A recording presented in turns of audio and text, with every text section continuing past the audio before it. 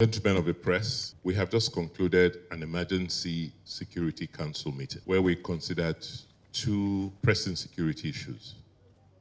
The first has to do is on the PDP mega rally, which is taking place tomorrow. We have security information that there are people planning to come and disrupt the rally. We have taken these reports very, very seriously because I was in Kaduna on Monday for a PDP rally where we saw firsthand how people came into the crowds and started stabbing party members who came for their rally. And people had to disperse earlier than they wanted to. I've informed the security agencies that that sort of action will not be tolerated in Edo State. If we find anybody attempting to disrupt our rally tomorrow, they concoct the story that it's infighting among members of the party. No, it's not so. It's people are being deliberately planned and funded to come and cause crises, when you have these large crowds.